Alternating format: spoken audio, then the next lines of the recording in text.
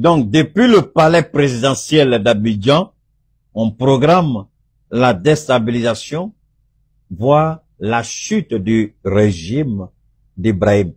Je vous ai toujours dit, quand vous vous attaquez à un État du Sahel, c'est tout le Sahel qui est visé. Alors donc, pourquoi un pays veut se croire supérieur et au-dessus des autres et prétendre imposer sa dynamique aux autres? Là où mon jeune frère Chris Yapi, il est brillant enquêteur, c'est un alerteur chevronné, mais là où par moment, je le dis, mon jeune frère, laisse à Keïta la compétence de faire des analyses, de rapprocher les événements dans une sorte de moule géopolitique pour que chacun comprenne bien.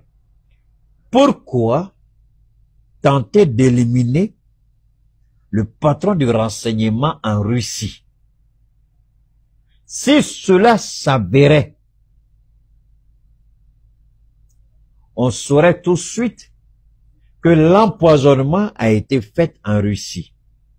Et cela, c'est là où Chris Yapi, encore, je le dis, qu'il laisse à Keïta le soin de faire des analyses.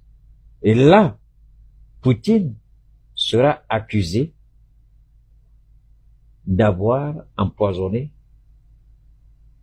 un responsable du renseignement africain, et on va monter toutes sortes de narratifs pour indexer la Russie, créer une situation inconfortable entre le Sahel et la Russie, mettre un coup de pédale, un coup de frein sur la dynamique relationnelle entre la Fédération de Russie et les pays de l'Alliance du Sahel, puisqu'on dira que c'est en Russie que le patron du renseignement du Burkina Faso a été empoisonné.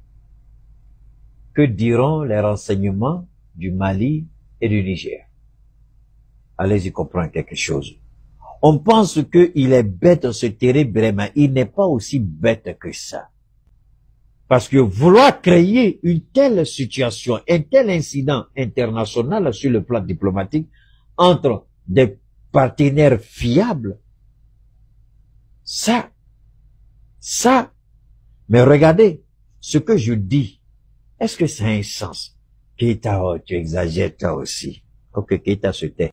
Heureusement. Donc, un ancien espion russe, empoisonné au polonium dilué, tout le monde, vous avez entendu le tollé général sur les plateformes des réseaux, les télévisions occidentales, tout le monde, vous avez même vu l'Angleterre qui a même menacé la Russie d'avoir empoisonné le gars.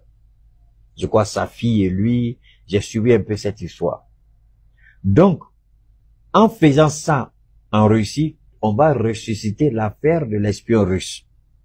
C'est la pratique de la Russie de liquider les patrons dans le monde du renseignement. Et tenez Brahima, si vous croyez qu'il est bête, réveillez-vous encore. Alors, voilà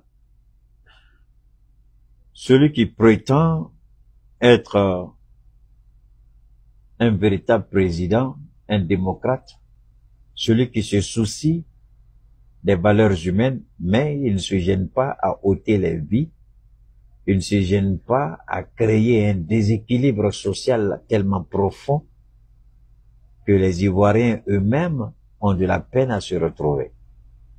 Donc, on voulait liquider le renseignement du patron, le patron du renseignement, excusez-moi, le patron du renseignement burkinabé qui était en Russie. On voulait le liquider.